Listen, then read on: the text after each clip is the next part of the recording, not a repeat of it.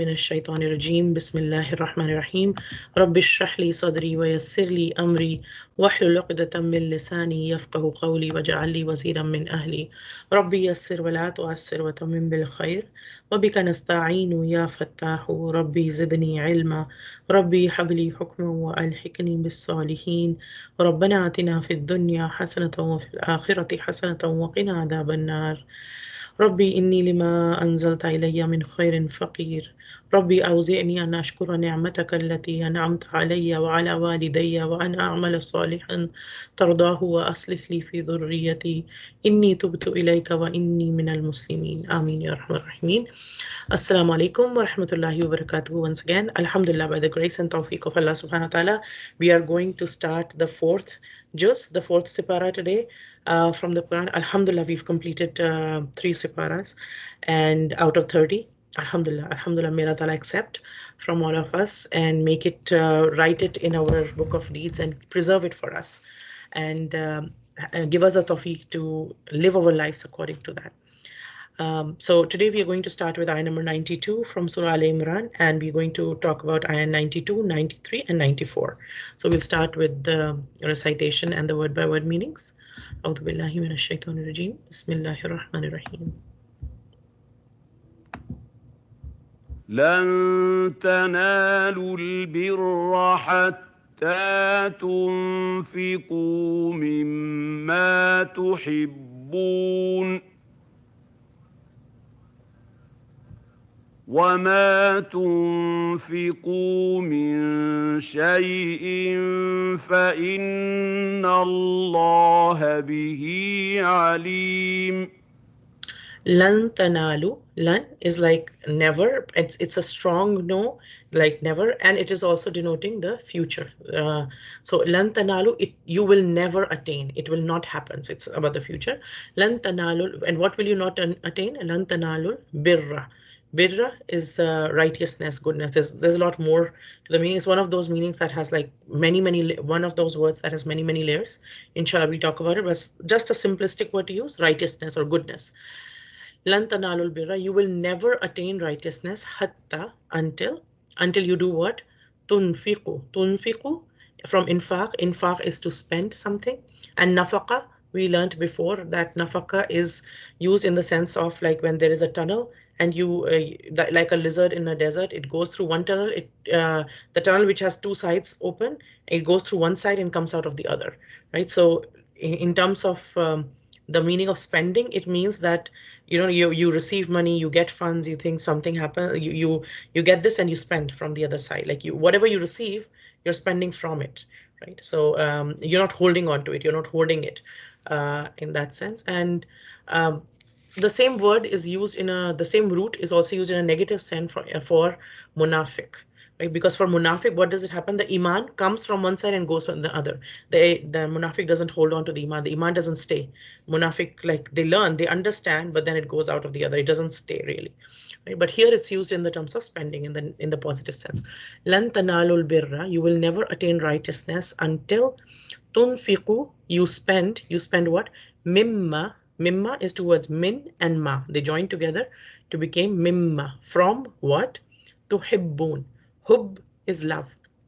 Tuhibbun, from what you love. So you will never attain righteousness until you spend from what you love. وَمَا تُنْفِقُوا, and whatever you spend, min shay'in, of anything, of a thing, فَإِنَّ اللَّهَ, then Allah subhanahu wa ta'ala is indeed, definitely, fa is then or so, inna is definitely the particle inna Allah, Allah subhanahu wa ta'ala, bihi alim, bihi, of it, regarding this, whatever you're spending or whatever you're spending and how you're spending it and how much you loved it that you spend, whatever is going on, about everything about it, Allah subhanahu wa ta'ala is al-alim. He is all knowing about it. So here Allah subhanahu wa ta'ala is telling us, by no means shall you attain al-bir, piety, righteousness, etc. And it means Jannah as well. Like we will talk in a little bit. Unless you spend, meaning spend in the cause of Allah subhanahu wa ta'ala, of that which you love. And whatever good you spent, Allah subhanahu wa ta'ala knows it really well. Then ayah number 93. Bismillahir Rahmanir Rahim. كل الطعام كان حلا لبني إسرائيل إلا ما حرم إسرائيل على نفسه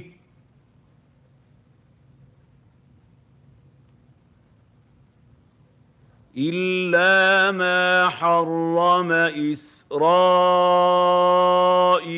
على نفسه من قبل أن تنزل التوراة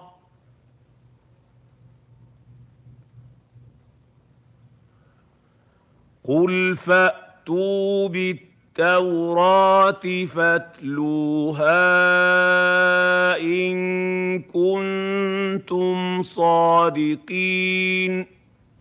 So kullu, all. At-ta'ami, ta'am is used for food. So all food, kana was hillan from halamilam, like halal, was lawful, was halal. Li bani, for the children.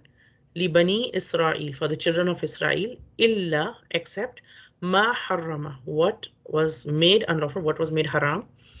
What made haram and who made it haram? Israel. Israel refers to Yaqub alayhi salam. The other name for Yaqub alayhi salam was Israel. And who was Yaqub alayhi salam? Yaqub alayhi salam was the son of Ishaq alayhi salam, and Ishaq alayhi salam was the son of Ibrahim alayhi salam. So Yaqub alayhi salam is the grandson of Ibrahim alayhi salam.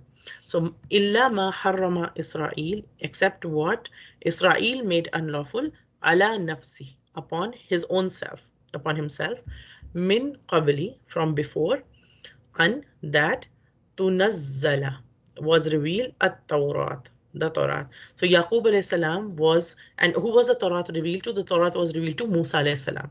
And we are talking about here Israel alayhi salam, and Israel alayhi salam was way, way, way before Torah, right? So every food was made lawful for the children of Israel, and except what Israel alayhi salam, meaning Yaqub alayhi salam, made unlawful upon himself, that he stopped himself from eating it. He gave up eating something before this, and this was way before Torah was revealed. Kul fa'tu, then say, kul, say, then bring, atu, like to bring, hamza, ta, and ya, fa'tu, so bring, bit Tawrati, the Torah, the Torah, fatluha, and then recite it from tilawat. So fatluha, and recite it, ha, referring back to the Torah. Then recite it in kuntum sadiqin, in if kuntum, you are sadiqin, truthful. So here Allah subhanahu wa ta'ala is telling us that all food was lawful to the children of Israel except what Israel made unlawful for himself before the Torah was revealed. So say, meaning say, O Muhammad sallallahu alaihi wasallam, bring the Torah and recite it if you are truthful about what they're saying. And what is it, this in response to? We will talk about inshallah. Then ayah number 94. فمن افترى على الله الكذب من بعد ذلك فأولئك هم الظالمون. Faman, then whoever, iftara, to fabricate something, like to make something up, right? So faman iftara, so then whoever fabricates ala Allahi, about Allah subhanahu wa ta'ala, al kadhib, kaf, dal, and ba refers to lying, like a lie. So whoever fabricates, whoever makes up about Allah a lie, Mim ba'di dalik, from after that, after this has been explained to you, after the truth has come to you, fa'ulaika, then those humud dhalimun, they are the wrongdoers. So here Allah subhanahu wa ta'ala is telling us, then after that, after you have said it, meaning continuing from the previous ayah, after you have said it, after you have explained it, what's going on, after that, whoever invents a lie against Allah subhanahu wa ta'ala, such shall be indeed, like such a person, or the persons whoever do that, they will indeed be the dhalimun, those who do zulm. And the biggest zulm, as we know, is shirk and of disbelief. That is the biggest zulm, because the right of worship belongs only to Allah subhanahu wa ta'ala, right of complete obedience belongs to Allah subhanahu wa ta'ala, and it is a big zulm. And this zulm of lying not just against anybody, of lying against Allah subhanahu wa ta'ala and the dhulm of disbelief. Okay? So we'll talk about these ayat inshallah now in a bit more detail. So ayah number 92. Here, Allah, continuing from the previous ayah, first of all, in the previous passage that we've learned about, we learned that it was said that charity from disbelievers and deniers of faith, it will not be acceptable with Allah subhanahu wa ta'ala. So we learned until the previous ayah that the section it was talking about that whose charity will not be accepted, that you need faith for anything to be acceptable. And such people, there will be people who on the day of judgment, they would, if they had it, nobody will have anything on that day. We just have our deeds that are presented, but nobody has anything, nobody owns anything, everything's gone. All the money, all the power, all the clothes, all the children, anything that we own in this world, we don't have anything, we're just bare by ourselves, presented before Allah subhanahu wa ta'ala. So on that day, but hypothetically speaking, if anybody had even a mountain worth of gold, and not just a mountain worth of gold, a whole earth full of gold, they would be ready to give all of that up to save themselves, but it will not be acceptable from them, right? So we learned that. And now in continuation, as a contrast, now in this verse, we are being told in verse number 92 that believers are being told about what is the acceptable charity. So forget about what people would want to give at that time, that you cannot give anything. You don't have anything to give at that time. But when do you have something to give? It is in this world. And you're not expected to give a whole earth full of gold. But you're accepted, you're expected to give something, right? And what is acceptable? That won't be acceptable with Allah subhanahu wa ta'ala, but something you can do right now that will be acceptable. So what is acceptable charity? And what are the etiquettes governing it? So we're going to learn about that in this ayah. And in Surah Baqarah before, if you remember, we learned already a little bit about we learned already about what bir is. There was ayat bir, like what is goodness, and it defined in quite detail for us. And then we also learned in Surah Baqarah before about the ethics of giving, like give what you would like to receive. We also learned that when you give something, who do you give to? You give to your parents, you give to your relatives, you give to someone who's traveling, you give to someone in need, you give to. So we learned quite a few categories: someone who's miskeen, someone who's an orphan. Those are the people that it is really good to spend on those categories of people, right? And then we also learned in Surah Baqarah that we shouldn't show off. Like after you give someone something and make them feel bad about it, make them feel that you've done a favor upon them, then it is better that you don't give if you're going to do that, because that is worse to make to show your favor upon somebody. So when we give something to somebody, we have to be very, very careful about how we interact with them. Like the Sahaba, sometimes they would, when they would, let's say they've given something to somebody, they would even like, like try to make sure that even they don't talk extra, that other person might feel that okay, that person's trying to show off or something, like so. So to just be very mindful of how we interact with the person, because somebody who's taken something from us before, they're already very like nobody likes to take anything from other people, but they have been in a position that they have to take from us, and they are very conscious of everything. So even if you don't mean something, something might hurt their self-respect. So you have to be very, very careful when talking to the people that we give to something to, and to make sure that we don't hurt their self-respect in that sense, right? So we learned about all those things. So now Allah Ta'ala is telling us a little bit more about this. So in this ayah, he's telling us that you shall never attain bir unless you spend from what you love, right? Unless you spend from what you love, and whatever you spend, Allah subhanahu wa ta'ala is fully aware of it, right? So first of all, here Allah subhanahu wa ta'ala is saying, you shall never attain. So he's not saying that, oh Jews or Bani Israel you will never attain, or Christians you will never attain, or Muslims or mushrikeen or all. He's not saying anything. It's open. So it is meant for everyone. First of all, that no matter who you are, this is the path to attaining bir. And we can think of bir as just to understand it better. If we think of, like, there's an island, there's a very beautiful island, there's a very, like, the perfect destination island, it has all facilities and everything, and you want to get there, but you won't reach it until you do something. So you have to do something to reach there. And so this is the, let's say this is the island of goodness, and this is there, and to reach it you have to do something, right? And what you have to do is you have to spend from what you love. And it can be understood in two ways. One is, um, although it's leaning a bit more towards Muslim, but let's say if the Jews and Christians of that time, of the time of the Prophet ﷺ, the audience who are listening at that time, if they are, what they would get from this is, until you give up your love, and they have this love which is natural, to have the love of power, to have the love of money, to have the love of leadership. You have all of this, and then it is natural human tendency to have these kind of love. But unless you give up that love of that power you have, that money you have, that leadership that you have, that people look up to you as religious leaders, and they would seek fatwa from you, and like you are the highest authority sort of in their eyes. Unless you give up the love of that position, of that power, of that money, you will not be able to accept Islam. So that love of what you have already is standing in way of your accepting Islam. So what they are getting from here is that you, unless you spend of what you love, you will not attain goodness. And it is also referring for Muslims, and by extension all the believers, and Muslims of that time, and all of us as well. And that's where it is leaning more towards, right? So in this ayah, we're going to learn a bit about spending, but also the theme in this section of the Quran now that we are going to be learning in the next few ayat. It's about the problems that the Muslim Ummah will face, that they'll face, and what are the solutions to it.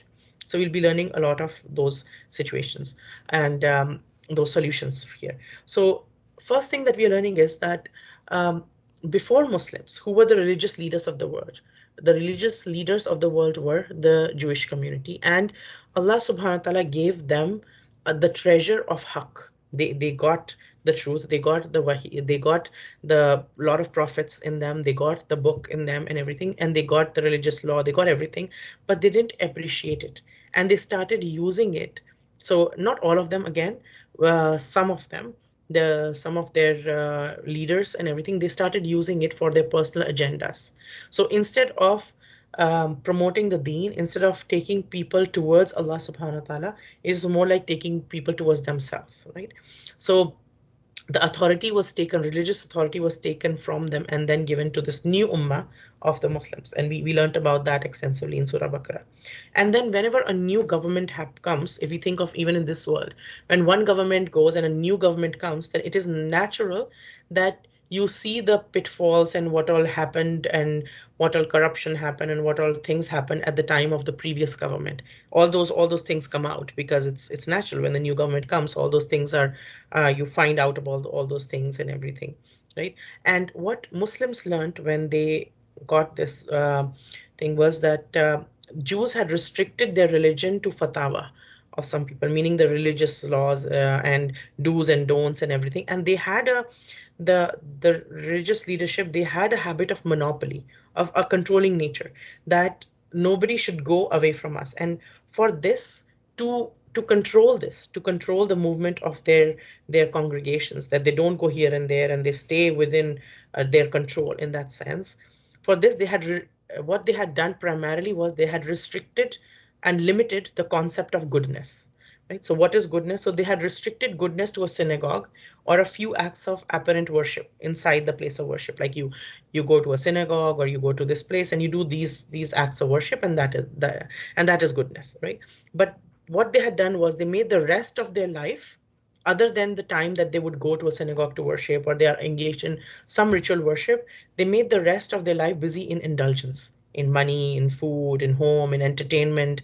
So they performed all the religious rituals, but they were not ready to make any financial sacrifices in their life, or to follow the norms of Allah subhanahu wa ta'ala that required any kind of sacrifice, right? And when any financial sacrifice, particularly, or any other kind of sacrifice was needed, then all their claims of love, of their deen and everything, it evaporated into thin air, really. Even though they were aware of, and they used to make claim to Ibrahim alayhis salam, and they are the ones carrying the legacy of Ibrahim alayhis salam, and they're aware of the sacrifices of Ibrahim alayhis salam. Yet what they would do is they would ignore the concept of sacrifice. So it was more like the goodness, according to them, was more in rituals, the more in like we are the chosen ones and everything, and then we do this and we do that, but not the concept of sacrifice.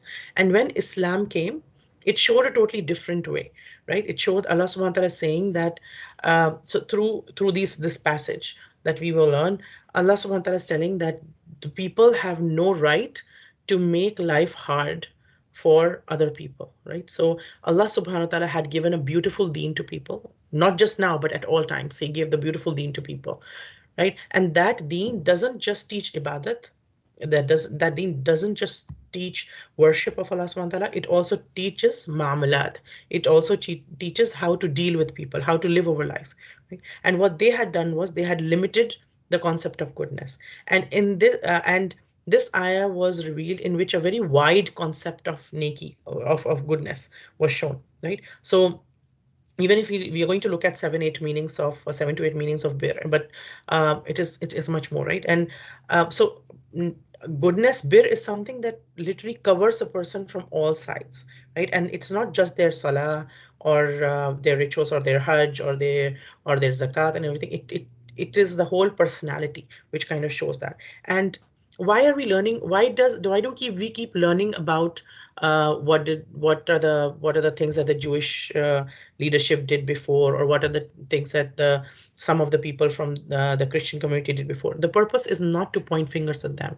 The purpose for us to see that we are falling into the same trap. Why the Quran is addressed to us, so we have to check ourselves. And nowadays, Muslims are falling into the same trap, that looking at religion as limited to some rituals and often repeated concepts. Like, so people would, what they would do is they will keep their hearts full of envy, of jealousy, of greed, of show off, and still they will consider themselves religious. Like their relationships with each other inside family, inside the same family, they will have relationships with each other that are full of like, they have no regard for each other, they will be rude to each other, they would take away the rights of each other. And if you look at classic examples of like a daughter-in-law and a mother-in-law, or in our cultures, or different other examples, they don't behave with goodness towards each other. They don't think of each other as, okay, this is another Muslim person, or another human being, another creation of Allah subhanahu wa ta'ala. How do I give that person's rights? It's more about what is mine, what is mine, what is mine, what more can I get, what more can I get, and what do I deserve? It's not like what do I need to do for. So the heart is full of envy, the heart is full of jealousy, the heart is full of greed. Yet, just because I'm praying my salah and I'm praying, I'm doing my acts of my rituals, and I'm reciting my Quran and everything, I would say, like we would consider ourselves very religious. May Allah ta'ala, a'udhu billah, may Allah protect us from that, right? So, but at the same time, what happens is, because this trap is and Shaitan puts this trap that just religiosity in terms of like your actions and everything is enough. You're pretty religious, right? I do all of this, come on, like you're telling me I'm not religious, I'm doing all of this stuff, right? So at this time, when somebody else comes and gives a wide vision of goodness that is in line with Islam, that person is sometimes seen as troublesome by other clergy, because and just in the same way that the invitation of the Prophet Muhammad sallallahu alaihi wasallam seemed troublesome to the Jewish scholarship of that time, right? So what they're saying is like, what kind of a deen is this? They're making things easy for people, right? And this kind of thing is prevalent today as well. Like even today, if we look at the Muslim ummah as a whole, if we look at that as a whole, and we actually see like there are all shades, and sometimes some of us are fortunate, alhamdulillah, to see and interact with people who are really committed to the deen, and that is something that we should all make dua for, that Allah Ta'ala brings those people in our life. There are people who are not doing so good in deen, but there are people who are doing amazingly good as well. The people who literally, you look at that and you're like, subhanallah, like I wish I could do as much, or I wish I could do that. So one thing is, may Allah Ta'ala give us that company of people, that we are able to see that. But even if we, generally speaking, we look at the whole Muslim ummah, we'll see that largely speaking, most Muslims, they have a big heart. They do actually give a lot in charity and in other things like that, and they have a big heart in that, right? Um, but we do have other challenges too. And whatever challenges we have, the big challenges that we have as an ummah today, the solutions to all of those challenges is also present in this book itself. In the Quran itself, we have the solution to all the challenges that we have and we could ever have, right? So here, what we are learning in this passage is that understand the essence of the soul of the deen. What um, combine join yourself to the Quran and Sunnah and then go ahead, right? And when we try to take something which is really big and put it in a very small space, we try to tie it down and everything, then the growth stops, right? So for example, let's say in China there's a practice of tying the shoes of a girl, like they're tied really tight, and they always kept tight. So what happens is the feet never grow, because they consider that the feet of a girl is how small her feet are, that's more beautiful she is, right? So they would they would actually tie it in a very small space and not let it grow, and the growth kind of eventually stops, right? And so today, a lot of people of deen, what they have done is they try to take the rahmah of Allah subhanahu wa ta'ala, that is very wasi, that is like an ocean, and they want to put it into a glass.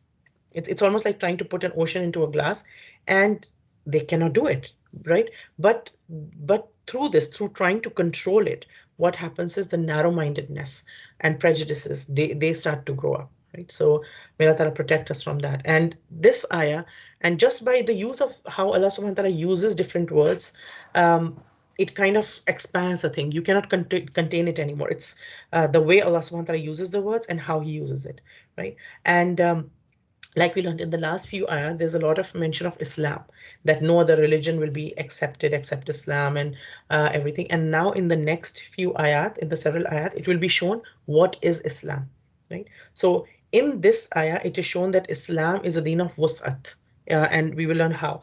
And this ummat is ummat wasat, right? And if we want to be of that, and we want to identify as that, then we'll need to do some things. We'll have to put some restraints on ourselves, and we'll have to do some things.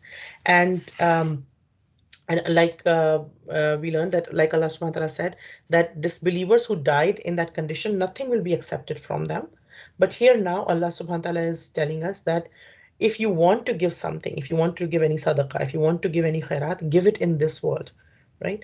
And just like in Surah Baqarah in ayah number 254, Allah subhanahu wa ta'ala told us, "O you believe, spend from what we have given to you before a day comes when there will be no trading, no friendship, and no intercession. And it is the disbelievers that are the wrongdoers."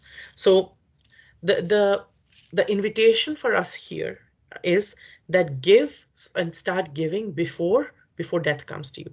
So, and lan tanalu, like we said, comes for the future, and tanalu from nala is to achieve, and naila, like the name naila, means the one who achieves, right? So you shall never achieve bir. And what is bir?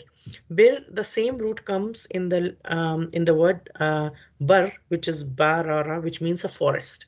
And when we think of a forest, what comes to mind is first of all, it is very vast. It is huge. Just a few trees in like in a back of a garden or anything, or it's a conservation area a little bit. That's not a forest. A forest is something that is so vast and so huge that, like, you literally have to find your navigation inside. And once you go in, you can get lost. You can keep going round and round and not find your way out. Like, that's a forest. It's huge. It's vast. Another thing about the forest is that it has all kinds of trees and shrubs. It doesn't have just one kind of tree.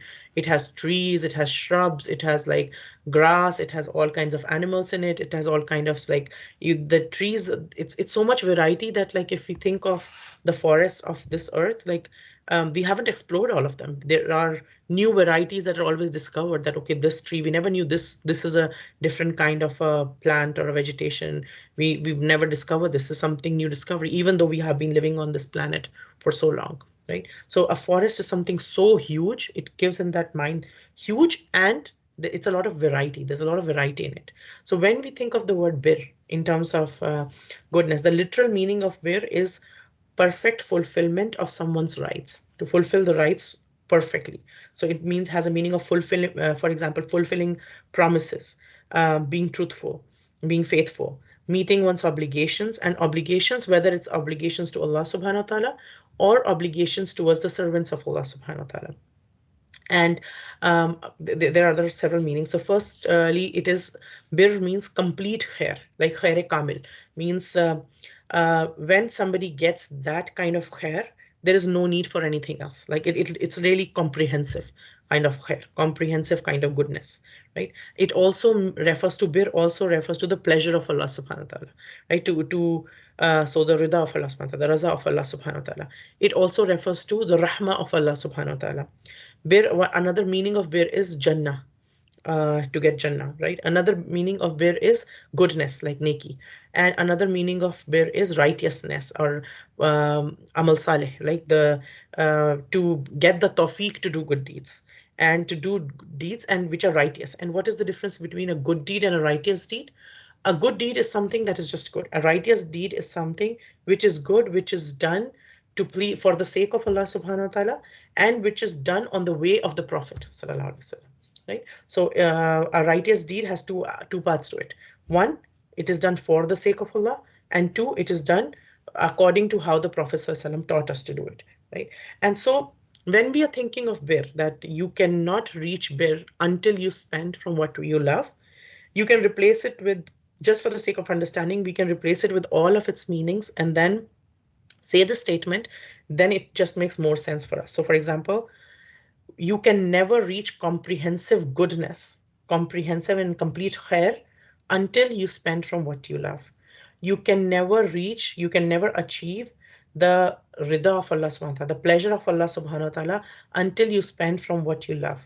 You can never attain the rahmah of Allah subhanahu wa ta'ala until you spend from what you love. You can never attain Jannah until you spend from what you love. You can never attain goodness or piety until you spend from what you love. You cannot attain amal saleh until, or the righteous deeds, until you spend from what you love, right? So it's like there are so many meanings to it, but then every meaning, if we just repeat that in our mind, we there's a whole new emotion that it invokes in all of us. When we think of Jannah, when we think of the rahmah of Allah subhanahu wa ta'ala, that I want the rahmah of Allah subhanahu wa ta'ala, I want Jannah, I want to be the one who gets the pleasure of Allah subhanahu wa ta'ala, I want to be the one who gets the khair kamil, I want like the one which is complete khair, that after that I will not be in any need whatsoever. I need all of that. Then what do I need to do? I need to spend from what I love. And for each one of us, different things will evoke different emotions, and then we take it from there, right? And that's why pondering over the Quran will is like it opens new doors every time, it opens new emotions every time, it opens new thought processes every time. So spend from what you love. What does that mean? Like we said, nafaqa means like a tunnel that you come from one way and it goes out from the other, right? And so there's no hoarding there. In a tunnel, like for example, when you're traveling in a tunnel, you can't put brakes and stuff. It goes, it just flows, right? So you spend from what you love. And mimma, it's so beautiful that the scholars say that Allah subhanahu wa ta'ala, it's a mercy of Allah subhanahu wa ta'ala that He put here mimma. So if the word mimma was not here, for example, and if it just said, you cannot attain righteousness until you spend what you love. If it was not min here, you just spend what you love, then it would have been like whatever you love, you have to spend now. Like whatever you start to feel love for, you have to spend. But subhanAllah, the mercy of Allah subhanahu wa ta'ala, that min ma, just a small word here, meaning you don't need to give all of it. And you don't need to give all the time. But give, sometimes give from what you really, really love, right? So, and from what you love, it doesn't have to always be just money. It could really include many, many other things. Like, and what all could it include? Like, for example, it first thing it could include is our own ana, our own ego. Like, putting yourself in the path of Allah subhanahu wa ta'ala. Like if no matter what anybody says or does, I won't mind, I'll forgive.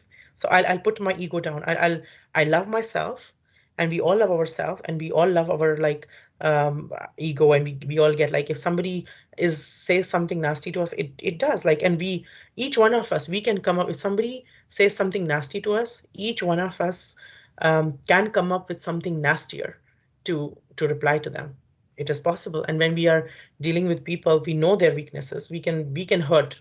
And especially as women, when somebody says something to us, we can retort back, and we can really retort back to people, and we know that, right? So we can do that with words. We can kill with words if need be, right? So may Allah Ta'ala protect, A'udhu Billah. May Allah Ta'ala protect us, help us protect our tongues, because the tongues is one of the two place things that can take us to hellfire very soon, very quickly, very quickly. May Allah Ta'ala protect, right? So one thing is to give our own self in the path of Allah subhanahu wa ta'ala, meaning putting our own ego, humbling ourselves, right? And people will put obstacles in our way when we're trying to do something for the sake of Allah, then to ignore that and keep going ahead. To put our own health, sometimes our health will suffer, because we cannot devote as much time in going to the gym, as much time in doing other things like to going to the spa, having these like facials and treatments and everything. We don't have that much time to do it that often or anything. And again, we're not supposed to put all our health here, but then sometimes we have a little bit, like sometimes we have to sacrifice our sleep, sometimes we have to sacrifice our time. And to sacrifice our time in our youth is much more difficult. It is much easier to put our time in old age because like you don't have that many commitments and everything. But to give up your time when it is really really precious, when you could do 10 million things with it in the youth, then there is more reward in it. Like to think of your children, to think of your skills, your home, your jewelry, your parties, the things that you're doing, to have your cars, your modes of travel, your our habits, our things that we love to do, right? Whatever we really love, and we could love any of these things or and any of the other things, to think that I will give this for the sake of Allah subhanahu wa ta'ala. I utilize this for the sake of Allah subhanahu wa ta'ala, right? That is something that is required of us. That until we spend from something that we really, really love, then we cannot achieve that. We cannot achieve all the things that we learned about what is bir, right? And Mimma Tunfikun, it kind of like invites each one of us to think for ourselves. What do I love the most and what can I spend in the path of Allah subhanahu wa ta'ala? It is money, but it is also much more than money, right? Allah subhanahu wa ta'ala asked Ibrahim alayhi salam to sacrifice his son.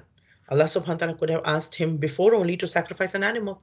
That would have been much easier. In the end, it was the animal that got sacrificed. Allah subhanahu wa ta'ala could have, if Allah subhanahu wa ta'ala had asked Ibrahim alayhi salam to sacrifice a sheep before, it would have been easy. But it, who did Ibrahim alayhi salam really really love? It was a child that he had got in the old age. It was a child that had happened after so many years in his, like some say he was in his 80s and 90s. And we know when somebody's 80 and 90 year old, like they haven't had child all through, and now they have this child, and now this child is at that age that the child is like playing, moving around and everything, and you're starting to have fun with the child and everything. And now because your love is so much for the child, and that time Allah subhanahu wa ta'ala asked him to sacrifice that, right? So from what, when he was ready to sacrifice from what he really really loved from the bottom of his heart, that's when you achieve that, right? So Allah subhanahu wa ta'ala is saying that you will never achieve that level, that the level of bir, the level of that you want to get the pleasure of Allah subhanahu wa ta'ala, you want to get the rahmah, you want to get to jannah, you get the neki, you want amal saleh, you want to reach a certain level. The way to reach that level is to give from whatever you love the most, and that would be different for different people, right? And what is the proof of love? So why is this required? First of all, the proof of when you really if we just think about our own life, when we really really love someone, right? So what do we give them? We want to give them something that we really, which is our favorite. Let's say I have a friend coming over and I love this friend, this friend's visiting me for the first time, and I'm like, okay, what do I cook for her? You know what, I make this really really good. My family loves this when I cook this, and this is good, so I'll feed her this. Maybe she'll like it, right? Because I love her so much. I'm thinking, what can I make for her? Where can I take her? What can I give her as a gift and everything? Or if I'm going to visit somebody, okay, what can I take for this person? What would this person like and everything? And I want to give something nice to this person because like uh, or whatever thing I really like, I'll give that to this person, right? And so example for our own kids, if we eat something really really nice, we're like, I love this, the flavor, this something new I tasted. You know what, I want to keep some for my kids, like because I love my children so much, I want them to have this too, right? And if you think of at the time of the Sahabas, there was so much poverty, right? Every piece of bread was precious. So for them to give a piece of bread when people are starving to and they have limited amount of bread, to give from that bread was a very big deal because they're spending from what they really really love. And how do I know, or how do you know what is the most beloved to you, right? To think of something, if you think of something and when you think of that your heart goes like, you it like skips a beat, right? That means you love that thing a lot. So for example, let's say you did a lot of like there's some party coming up or some wedding coming up or something coming up, and you want to wear a really really good dress or something, or any occasion for that matter, and you did so much research for the right fabric you want and the right designer you want and everything, and you got this dress made with so much effort. You went about and like you got these special beads and you got these special laces and everything, and you got it all designed, and this is like your perfect dress and you got it all designed and everything. Now this is a dress you really really love. It's like, okay, everybody just stay away, nobody drinks coffee near this, like I don't want any spot on this, like that. And you think of that, and then before you've even worn it, somebody says, you know what, can I have it? And you're like, this dress? Can you have this something else? Can I give you like, oh, I have some clothes that I've worn a few times, and if I have to give that, I'll give that. No. But what Allah subhanahu wa ta'ala is saying is that that's something that you really, really love. When you're able to, when you reach that position that you're able to give from that, then you will reach that level. So for example, like you might have a lot of jewelry, the pieces of jewelry, but can you give your favorite piece to someone, right? So it's not just like giving from what you have, but giving from what you really really love. And only that person can give something that we really love. Of that, only that person can give who really loves Allah subhanahu wa ta'ala. When you really love Allah subhanahu wa ta'ala, then you'll be able to give something that you really love for his sake. Otherwise you won't be able to do that. Otherwise you'll be like, okay, I'll give this, I'll give that and everything, right? And so this trade, this thing about like, um, at the face value, just seems like Allah subhanahu wa ta'ala asking that you spend from what you love. But it's like, not just there's no value given here that you spend this much money or you spend your talent or you spend your time or this. No, it is like, uh, like you have it's like the feeling of sacrifice, that are you able to sacrifice from what you really really love, and are you able to give it up for the sake of Allah subhanahu wa ta'ala.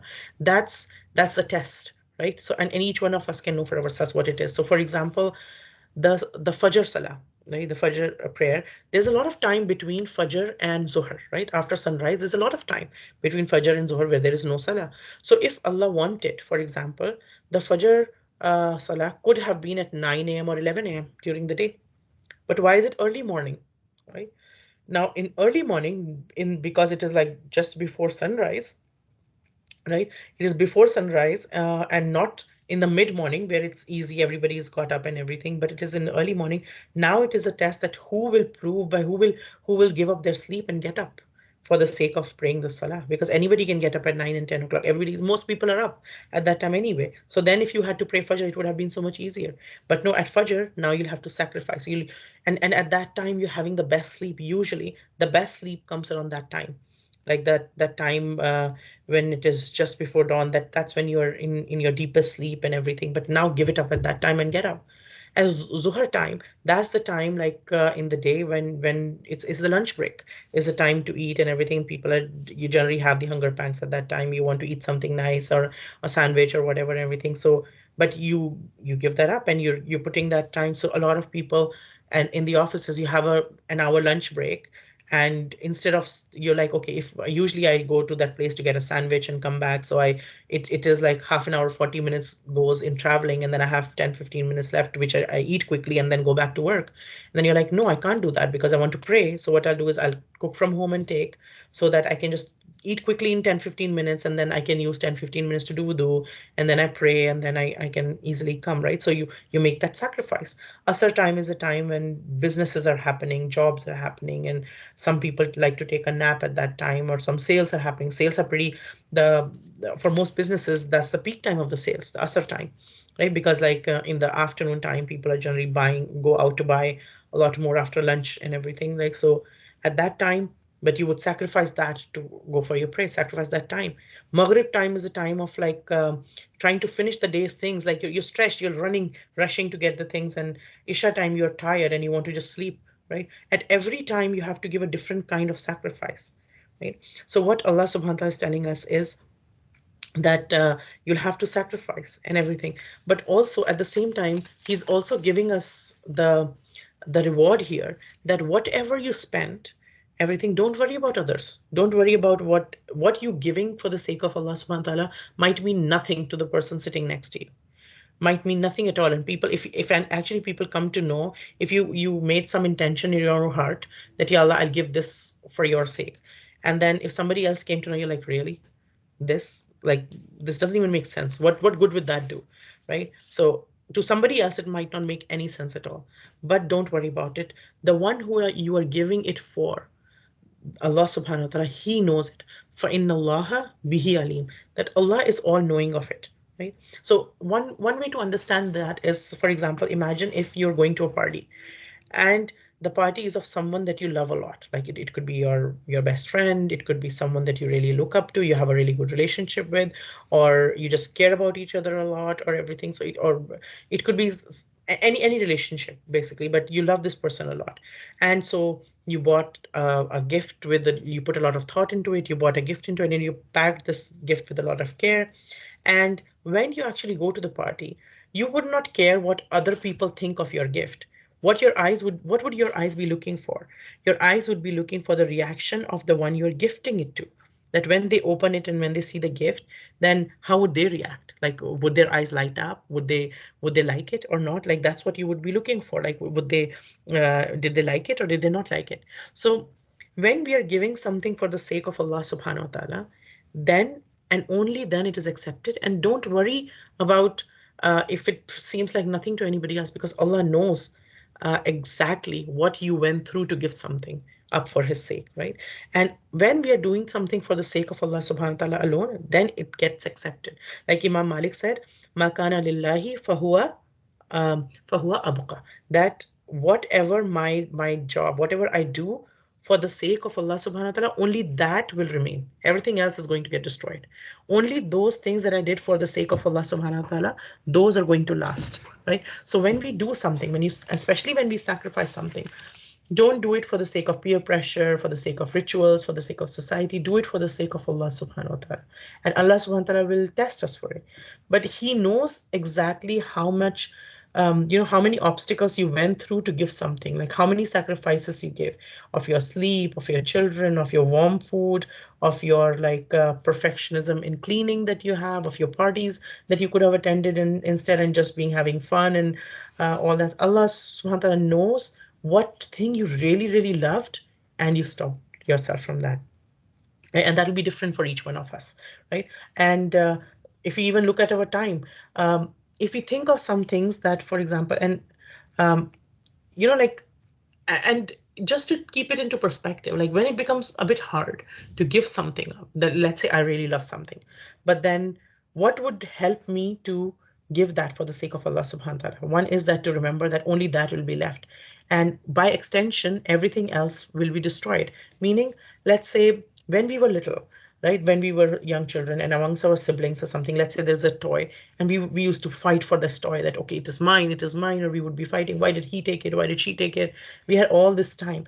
And now when we think back about that toy from our childhood and what we used to fight so much over and spend so much of our time and energy and, fighting and everything about that toy, now we are like, why did I fight about this? Was it even important? Right? Right? Why did I put so much time into this? Like, I was so silly, right? And so if we think about the amount of time that mothers spend in solving like the fights between children over some toy or some game station or something, they want the remote, or this one wants to watch this channel, or this one want to watch that. If we were to get paid for the every time we are solving the conflicts between our children about some toy or some small things and everything, then we would all be millionaires by now, right? And if you think of other than the toys, by the time we get to like 10, 12-year old and everything, like the girls are into small purses and heel shoes, and the cars and this and that. And if you look back at all these things, we think like how stupid I was, you know. And even if for many of us, if you look at back at our wedding time, like how like we spent so much money on our wedding dress and like we so much money on that jewelry and so much we got this heavy dress made and everything. And like in a lot of our cultures, we have like this extensive and we spent so much on it that we've never spent on it on any other dress before. But then how many times have we worn that dress ever again, right? So sometimes we look at that, it's like, I wish I had spent that money on something more, which had lasted more, which was more useful, which was more, like, which was invested in a better, um, I would have invested in something in which have lasted, like not just a one-time thing and everything. So basically, when we are giving something for the sake of Allah subhanahu wa ta'ala, it is to remember that we are not, it's not really going away from us. Rather, that is the thing that is being saved, right? Even though we love it so much right now, but when we give it up, that's when we have saved it. Like, for example, and what was the reaction of some of the Sahabas when they heard this, when they learned this ayah? Like Abu Talha radiallahu anhu, he had a garden which had a well in it. And when he heard this ayah, he thought, okay, what do I love the most? And he kept thinking, what do I love the most? What do I like the most? And then he said, you know what? I actually love this garden of mine the most because like this is, it has a well in it. And when we think of a garden, it's not just a garden. A garden means years of hard work, something you have to spend years of hard work in. Like every tree you have planted the seed, like, or your parents have planted or anything, if it's with you from generations. And this garden that Abu Talha had, it had 600 trees. And it was a great location, right? So it was something he loved a lot, right? And he came to the Prophet ﷺ and he said that, Ya Rasulullah, I was thinking about this, that what do I love the most? And I actually love this garden the most. And I would like to give this garden up for the sake of Allah subhanahu wa ta'ala. I would like to give because this is the one I love the most. And then the Prophet says, and he said to the Prophet ﷺ that whatever you decide, you can distribute it amongst people to whoever you decide. And the Prophet ﷺ said, okay, then if you want to give it for the sake of Allah, then I would recommend that you give it to your relatives, like distribute it amongst your relatives, right? And then he gave it to and he did that. And in fact, he gave it to all his relatives. He distributed it amongst them up to like 4 or 5 level ahead, like um, the second cousins and third cousins and fourth cousins and fifth cousins up to that. And then um, all his like like the uncle's children and all those things, he spent it on all of them. And so this because he thought after that, who would it be harder to give for me to give it to? And usually in families there are rifts and everything, and it's natural. And sahabas were natural human beings too, right? Like they were not all always on like um they're not all always like purely just hanging, just walking above the air and all just behaving perfectly with each other and always have just positive interactions. They're humans, they have all kinds of interactions, right? So he thought, who would it be hard to give? And those relatives, like he included those relatives and everything. And so they understood that this is a test of our love, like what we really love to give to those people we don't really feel like giving, but I'm going to give, right? So for the sake of Allah subhanahu wa ta'ala. And today Abu Talha is no more, the gardens no more, but how Allah subhanahu wa ta'ala has accepted that whenever we come to this ayah, when the Mufassirin talk about this ayah, Abu Talha radiallahu anhu is remembered and this ayah is quoted. And who is Abu Talha? He's the husband of Sulaim. And who's Sulaim?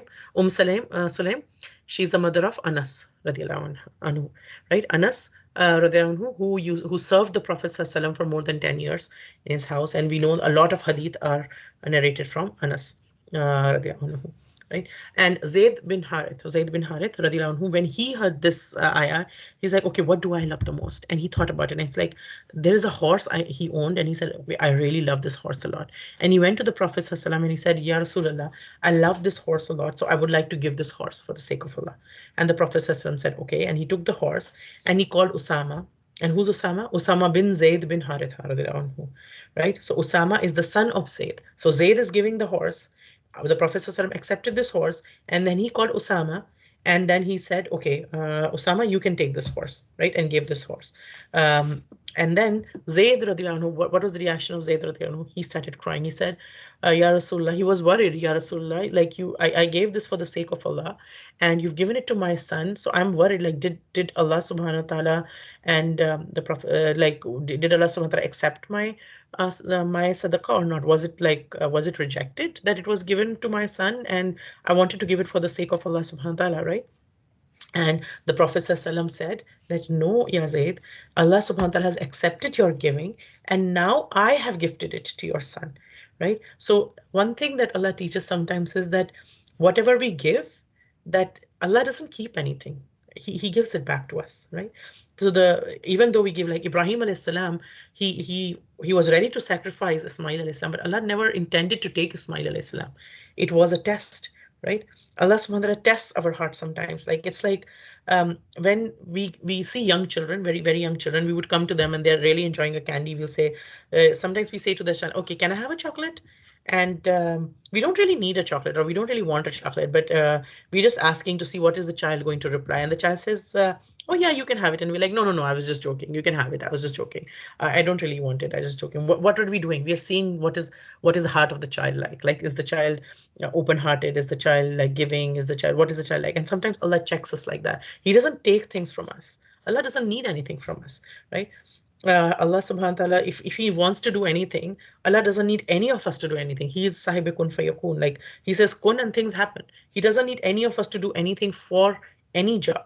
He just gives us opportunity to earn hasanat in the middle, right? So if Allah wanted, like I didn't have to talk about these ayat or everything. He could just have put all this information in the hearts of anybody listening, whoever's listening. You don't need to go through all these. Allah gives opportunities for us to earn reward while we are doing this thing, while we are learning the Quran, while we are teaching the Quran. If He wants, it just comes to our heart. We don't have to do anything. Right? If He wanted, we could have been born with it, with the whole tafsir in our hearts, with the whole Arabic language in our hearts. No, but He gives us this reward of this struggle. That struggle is so it's like ihdina sirat al mustaqim. The reward is in the path, in taking the steps. That's what the reward is, right? Not in the achievement of something, right? If Allah wants, like when we go to Jannah, we'll all know Arabic, right? So in this life, we make that struggle, we make that step. And when we give up our time, when we give up our energy for different things, then that's what, and depending on whatever we can give, not Allah subhanahu wa ta'ala is not asking us to give all. He said from it. And sometimes when we give a key to of something that we own, we are giving that one key to somebody, right? And it's like heavy on our heart, but we're like, let me give, like we're giving that thing. And then we don't know Allah subhanahu wa ta'ala is giving 70 keys in our name to the angels at the same time, although we just cannot see in the ghaib right now, right? And there's a hadith to the effect of that the case of a believer is like the mother of Musa. The the example of a mu'min is like the mother of Musa. How so? The mother of Musa. What happened to the mother of Musa? The mother of Musa alayhi salam, we know the story of Musa alayhi salam. What happened was that she put the child in the river, and then the child ended up getting to Firaun's palace, and the Firaun's palace, now the child is there, but the child is not drinking the milk from anybody else because Allah subhanahu wa ta'ala had given wahi to, Allah subhanahu wa ta'ala has inspired Musa's mom to feed the child before, and now the child is used to the mother's milk. The child's not, and the Allah subhanahu wa ta'ala made haram every other milk on Musa alayhi salam, so he's not drinking, and he's like crying and crying and crying, and like and we know when a baby cries, then it's like everybody starts to panic. What's going on? How can we stop this child from crying, right? So there's a baby in the house and the baby's crying, and Firaun has literally like the queen of the whole city, she's literally adopted this child, and now this child is crying. He's a prince now, obviously, in a matter of like a few hours, this child is now from trying to be murdered, he's now a prince, and now they're looking for a child to be fed. And then the sister of Musa alayhi salam, who's like a very, very, very smart girl, she sees all this commotion going on. She has been following the child along the river, but she's not made it obvious to anybody. She's like following very smartly, looking around here, playing so that nobody notices her and everything. And she has reached the palace, near outside the palace, and obviously there are vet nurses being called, and they're going and coming and going. Nobody's being successful.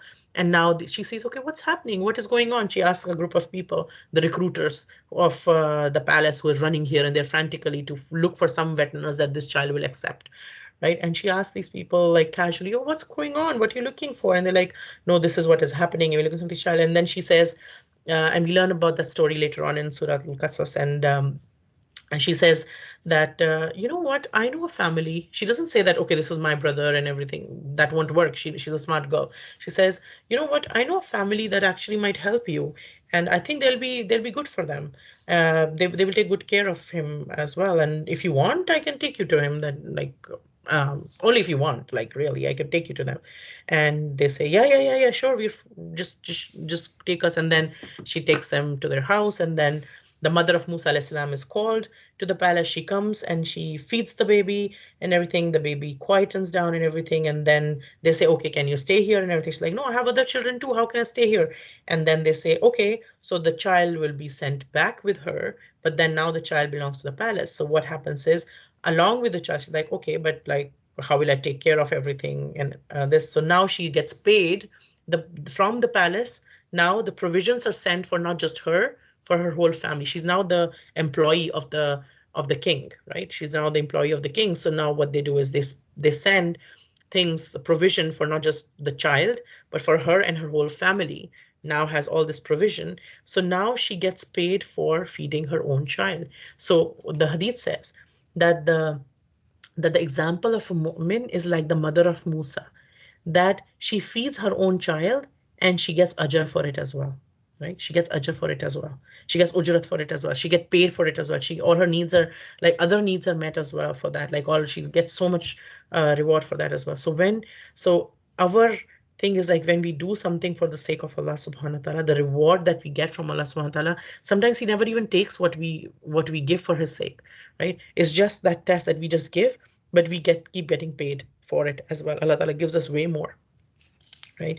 And um, another example is that Umar Farooq radiallahu anhu, he came, when he learned about this, he came to the Prophet ﷺ and he said, like there's a land of Khaybar that I really, really love, that the land that I got, and that I think I should give that because that's a very fertile land and it has like, so I want to give that. But the Prophet ﷺ said, you know what, don't give the land, but waqf it for the sake of Allah. And what does it mean to waqf it? To do waqf for it, meaning that the land is not sold to anybody, or land is not going to be bought and sold, but the fruit of that land, whatever profits come from that land, that profits will be given for the sake of Allah subhanahu wa ta'ala. So you perpetually, on an ongoing basis, the profit that keeps coming out of that land, that will keep going for the sake of Allah, but the land itself is now waqf. It will never be sold to anyone. So you waqf it, meaning like now it is for Allah. Now this land is for Allah, but you don't transfer the deed in another person's name or anything. So you keep control of it in that sense, but you keep giving that things, right? And he also, Abdullah bin Umar, we know that he came with one of his slave girls that he had, and he released her. And he was really fond of her, and he released her. He's like, no, for the sake of Allah, because like, who do I love the most? What do I love the most? And I'll release her. I'll free her for the sake of Allah subhanahu wa ta'ala. And we also learn another ayah of Qarze Hasana. We learned before that Abu Dahda had given up his garden and his home, right? And so so what do they learn from that? Like, why did they give so much? If you look at the Sahabas, why did they give so much? They learned about these ayat and they started giving so much. Were they like emotional people? Were they silly? Were they like what were they? They were actually very smart and full of faith, that they understood that whatever we are giving, we are going to get back much more than it, many times over, in fact. And that's the smart business person. A smart business person will know that when they're going to go somewhere, they start converting their currency first, right? How to convert the currency. So they know on the day of judgment, what will be our currency? What will we have there for the day of judgment? Whatever we send forth, whatever we have given for the sake of Allah subhanahu wa ta'ala, right? And we hide it in this world. We don't always make it open. We hide it, right? And and that's business. Like we always hide things until we make our investments and everything. We don't keep going on telling people about it, that okay, what all have we done and everything, right? So to do good, bir is a decision of the heart first and the mind later. It's not a decision of the mind so much. Like if Ibrahim alayhi salam was to use his mind, then he would never have jumped in that fire. He would never have sacrificed all those sacrifices to leave his whole family and go from that city, like to leave his wife and child alone in the desert, to leave Hajra and Ismail alayhi salam alone in the desert, to come back later on and then to be ready to sacrifice his own child, right? So that is not possible, right? And if we think of what we spent at our in our lives today, like how much we spent on weddings, how much we spent on like our higher education, how much we spent on travel, how much we spent on like our classes of extracurricular activities and this and that, how much money we spent on all of that, how much we spent on our own homes, about updating our homes and our furniture and this and that, and how much we spend for the sake of Allah subhanahu wa ta'ala, then each one of us can see what do we love the most, right? So what do we love the most, and how much are we spending for the sake of Allah subhanahu wa ta'ala? So in this ayah, literally what we are learning is what is the difference between formal religiosity and what is sincere faith instead. Sincere faith is the desire to spend for the sake of Allah subhanahu wa ta'ala, and there's no stinginess involved in this, right? So and we can only give when we truly understand that whatever I'm giving, it might look like just half a day to somebody, but Allah knows how much effort has gone into it, how much I loved this thing that I'm giving, and everything. Allah knows, and Allah knows it really, really well. He's fully aware, and He'll fully reward me for it. Right? When I have this confidence, this faith, then I'll be able to give what I really love. Right? So we give up a part of our life when we're giving our money, especially because to earn that money, we have spent a lot of our time, our energy, literally a part of our life. So to give from that money it's hard sometimes, right? But this is one of the fundamentals of Islam, which is highlighted here, that you give up from what you love, right? And that, and then in the next ayah, Allah subhanahu wa ta'ala is highlighting another thing that happened at that time. So first is just to understand the background of what was happening at this time and how is that related to whatever is we are talking about, like only Islam will be accepted and everything. So all of a sudden it seems like this is a switch, like that everything to eat is halal except what Israel made haram on himself and everything. So what's going on here? What is going on in this ayah? So first, just to understand the background, that Abu Rauk and Al Kalbi said regarding this ayah that this was revealed when the Prophet ﷺ said that truly we are upon the path of Ibrahim alayhi salam. So, speaking about sacrifice, when we spoke, so what's the link with the previous ayah? Speaking about sacrifice and what is the symbol of sacrifice, what is the one of about sacrifice? When we think of sacrifice, who comes to our mind first is Ibrahim alayhi salam. And the Prophet ﷺ said that truly we Muslims, we are upon the path of Ibrahim. And in reply to that, the Jews said of that time, they said, how? How can you be upon the path of Ibrahim when you eat the meat of the camel and drink its milk? So the Prophet ﷺ said, because this was permitted to Ibrahim, so we permit it. Right? That's how we are on the path of Ibrahim. And they said, the Jews answered, everything that we forbid today was forbidden to Noah and Ibrahim as well. And it remains so until it reached us. And then Allah subhanahu wa ta'ala revealed this. And what's the big deal about that, right? Like about the meat of camel, they were saying, right? So here, and then Allah subhanahu wa ta'ala revealed this ayah that all food, every kind of food was lawful for the children of Israel, except was what Israel made unlawful for himself well before the Torah was revealed. Say, then bring the Torah and recite it if you are true. Right. So one thing to understand is at the previous in our previous generations, the Sharia of the previous times was a little bit different. Like the Aqidah has always been same. Every prophet has come with the thing La ilaha illallah, the core message. But the Sharia, the laws have been slightly different at different times, right? So in previous, it is said one thing is that in previous Sharia, it was allowed that you could give something up. You could make a vow and give something up for the sake of Allah subhanahu wa ta'ala. What is halal? You could give that up.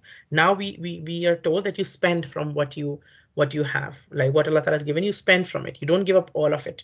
You spend from it, right? But it is one of the narrations says that what happened with Yaqub alayhi salam, meaning Israel, was that he got a disease of sciatica, right? So Irkun he got this disease, and then he made this vow that he would abandon what he liked the most in what he ate if Allah subhanahu wa ta'ala cured him of that disease. And so he was cured of it, and he loved camel meat, was something that he liked the most. So he said, okay, from now on, I'm not going to eat camel meat, right? So he made that. So he made that. He stopped eating that, and it's almost like let's say the imam of our congregation, if he has diabetes and everything, he says, okay, I'm not going to have sugar anymore. And others stop eating sugar as well. Like, we love you so much, we won't eat sugar as well. You're not eating sugar, we're not going to eat sugar as well. Right. So it kind of like, it's a kind of like distortion, right? Like, and this kind of exaggeration distorts the, and it does that today as well for everybody, for Jews, Christians, Muslims, everybody, right? And sometimes what happens is we follow our leaders, our sheikhs so much that we forget what is halal and haram, and that halal and haram is only from Allah subhanahu wa ta'ala. So we are only told, and again, in our Sharia, this was to vow and to leave something was allowed in previous Sharia, but not in our Sharia anymore, right? So, um, so when the Prophet ﷺ was eating the camel meat and the camel meat and camel milk, what the Bani Israel had done was they had said, okay, it is haram for us. And not only they're saying it haram for themselves and everything, they said, you know what? It was haram even for Nuh and Ibrahim alayhi salam. And the Prophet ﷺ said, no, it was not haram for that. And Allah subhanahu wa ta'ala revealed this ayah that every kind of food was lawful except the unlawful things that Allah subhanahu wa ta'ala has already taught us. The few things that are unlawful, right? And it's like some if we think about religion sometimes, like a lot of times there is a kind of thing of a face of religion, an aspect of religion that makes people very happy. And what is that? And everybody loves that. It's like when you're going through some hardships or when you're going through something, then you go to a religious person, it's a person who has some bit of knowledge, and you go and say, what should I do? And I'm going through this hardship and everything. And they say, okay, you read this and everything, and you read and this and do them from this, and you read this dua and you read this, then you do this thicker and everything, and that's it. You just keep doing that, and inshallah it will happen. And everyone is usually very happy with just this. If there's no sacrifice involved, there's no sabr involved, there's no self-control involved, there's no forgiving another person involved. Everybody loves in which you just have to read something, some ritual, and that's it, right? So uh, but and Jews also of that time, the Bani Israel, they were very good at these things as well, right? And they had very impressionable personalities, like that big names, a lot of respect. Even in non-Jewish communities, they had a lot of respect, not just within themselves, right? Because they had Torah, and nobody else in the region before Islam, nobody else in the region had access to Torah, right? And when somebody is given, and even in Bani Israel, there were a select few people who had access to that. So when anybody is given monopoly to something, then there's a danger that they will manipulate that thing, right? And when common people don't learn, and this is a danger that was there before and is there today as well. Is there for the Muslims as much as it was there for other people before. That when common people, when day-to-day people don't learn their deen from the source, when they don't learn the Quran and the Sunnah and the Hadith, when they just want just this much, that okay, I will just go and okay, whoever I consider people, I just ask them, they just tell me to do one, two, three, just keep reading this and you'll be fine. I like this. I don't want to spend time in studying. I don't want to spend time in making any sacrifices, to think about something, to change my opinions about something, to be open to change and all that stuff. That requires hard work. Like, come on, I just read something. And so people love to go to only those people who will just give them like these band-aid kind of things, and not things deeper, right? But when common people don't learn deen, then the authority of the religious authorities keep increasing and the corruption seeps in. So one way for each one of us is how can we contribute towards making things better, is to for us is to learn the deen and to teach the deen. Whatever we can learn, what the Prophet ﷺ told us, that convey from me, even if it is an ayah, whatever we have learned and understood well, to share it with other people, whoever we can share with. Again, not we have to use wisdom in that how we share it, to whom we share it, who is open to listening, how we talk about it, what we talk about it, at what time, to whom. Like we will talk to a child different from how we talk to a old person. We'll talk to a sheikh different from how we talk to a student, right? We talk to a stranger differently than we talk to a family member. That's wisdom. So we use our wisdom and we share in everything so that this monopoly doesn't happen, right? And when the Prophet ﷺ came to Medina, the religious authorities of the time which was there, now their authorities were shaken now, right? So it's like, so what they were trying to do now, to because their authority is shaken and they want to take back their authority because they are in this danger now. These common people that we have from our congregation of Bani Israel. Now, if they start seeing this prophet and understanding his message, now this is going to be a big trouble for us, because if they leave us, then all of our power is gone. Our power comes from this congregation, the number of followers that we have, right? So what they would do is they used to keep looking for loopholes and some way to raise objections against the Prophet ﷺ and Islam, right? And they were not getting any opportunities. Why were they not getting opportunities? Because the Prophet ﷺ, he was very loving and caring. He had the best of manners towards everyone, whether Muslim or not Muslim. He didn't hurt anyone. He was very fair, very honest, and therefore people, when people went, they would listen to him. So these people who were afraid of their own authorities, what they would do is they would also listen to his teachings carefully, but their purpose was to look for a loophole. Where can we find something that we can attack him with, right? And when they listened with their own background and understanding of their own religion as a base, they came up with two objections, right? And these are the objections that they came up with, and Allah subhanahu wa ta'ala is answering one of their objections here, right? because the uh, because the Prophet ﷺ used to explain to them that all the source of all our religion, yours and mine, is all Ibrahim. He used to talk about the common ground. We all follow the same Ibrahim alayhi salam. Why are you going here and there? Why are you dividing ourselves? Come to this religion. This is the same as what messages you had got. I am following the same Ibrahim as you. We have the same ancestor, right? And but when they saw the Prophet ﷺ eating camel meat, now they got their excuse because they needed something. They were waiting for something in which they can attack, right? So the Jews of Medina, they had declared that camel meat and milk is haram under Abrahamic law. So when they saw the Prophet ﷺ eating camel meat, now they said, okay, now this is it, right? And they made this claim that, you cannot be on the faith of Ibrahim. You're eating camel meat. Come on.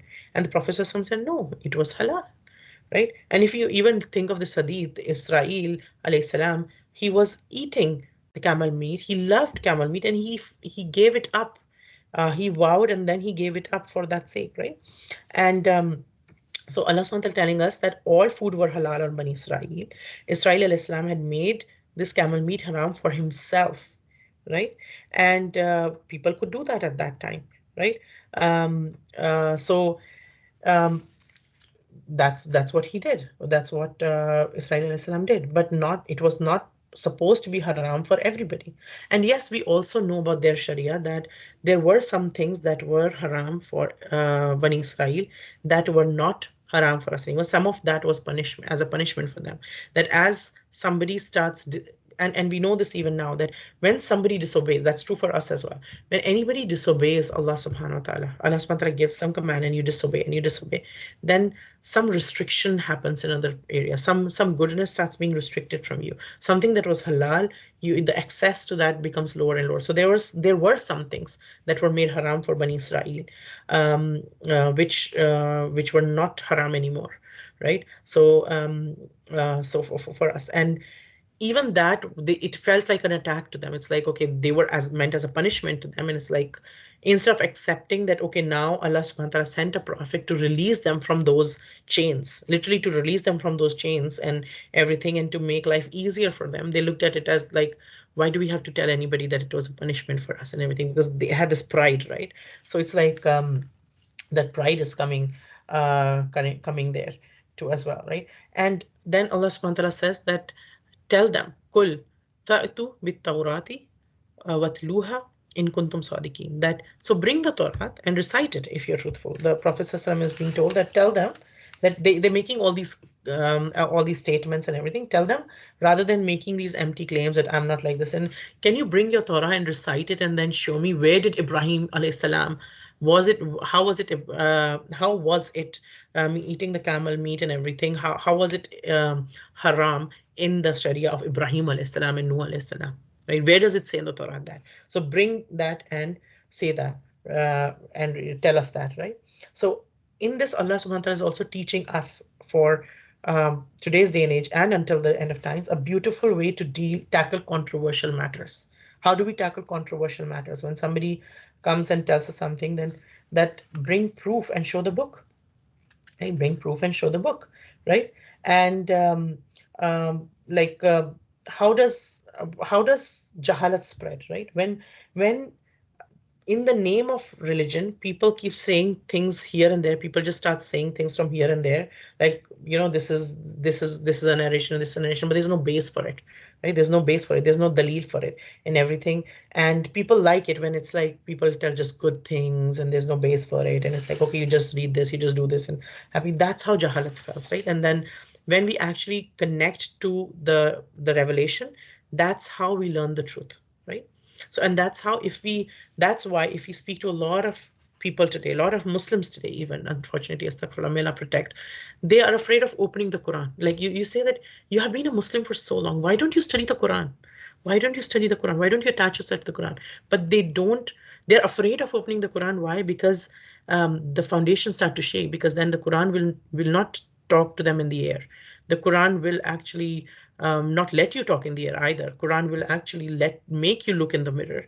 The Quran will make you face facts that you didn't want to face. The Quran will ask you to do sacrifices that you were not ready to sacrifice before, and everything, right? So to bring the book and recite. And again, for example, sometimes let's say people come and say, okay, Islam talks about polygamy, and Islam is so like, about feminist rights and this and that, and compare, like, and how about slavery and this and that. It's like, okay, how about you bring your book and tell us what's in there and everything. Recite your book. How about slavery? Is there slavery mentioned anywhere in the Bible about the previous people and everything, and about multiple wives and everything? And you're like, oh, actually, it does mention that. Like if we look at that, right? So there is, if we actually start to explore the topics from the light of revelation, there is an explanation to it. So we are learning about how to deal with controversial matters as well. When people raise objections, on the face value it might seem like, oh my god, but then no, go back to it and see what's going on. Allah subhanahu wa ta'ala has given us a complete deen. Don't be shy of that. Don't lose your confidence in your deen. Be confident in your deen. Allah subhanahu wa ta'ala has given this deen. Anything in this deen, maybe you haven't understood it yet, but you will understand it yet. Or okay, I'll get back to you. Somebody raises something, okay, I'll get back to you. I'll find out more and get back to you. But I have confidence, if Allah subhanahu wa ta'ala and the Prophet said it, it is true. It is true, and it is the most just. And there is an explanation to it. All right. And then Allah subhanahu wa ta'ala tells us in the next ayah that if after this text explanation, meaning about that camel meat and understanding that it was actually halal at the time of Ibrahim alayhis salam and everything, and if even after understanding all of this, those who persist in saying that the things declared by them themselves are haram, and they were also haram in the community of Ibrahim, and that Allah subhanahu wa ta'ala had forbidden it, right? Then clearly they are guilty of attributing a lie to Allah. And who can be worse wrongdoer than the one who attributes a lie to Allah subhanahu wa ta'ala? Right? So those here Allah Ta'ala is telling us, those who forge the lie against Allah subhanahu wa ta'ala after all this, now they are the transgressors. Not you, Ya Rasulullah. Those people are the transgressors. These people are dhalim, and they are al they are the ones who are the liars, right? And so to do additions and subtractions in the deen of Allah, that is adhulm, right?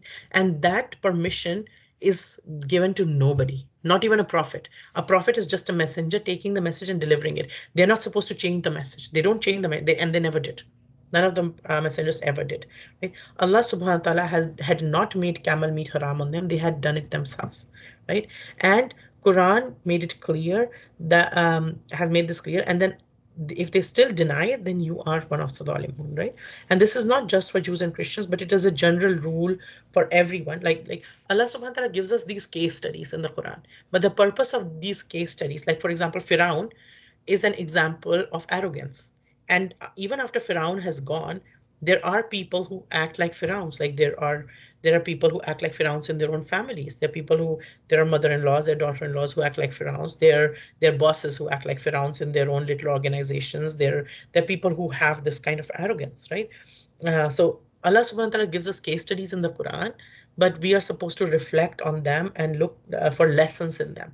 The purpose is not to point fingers at anybody ever. The purpose is for reflection and to find out how to live our life for ourselves. And when we encounter situations or people like that, then how do we deal with it, right? So Quran teaches us how to live our life, right? And how to bring ourselves closer to Allah subhanahu wa ta'ala in living that life, right? So what is the general rule that we are running?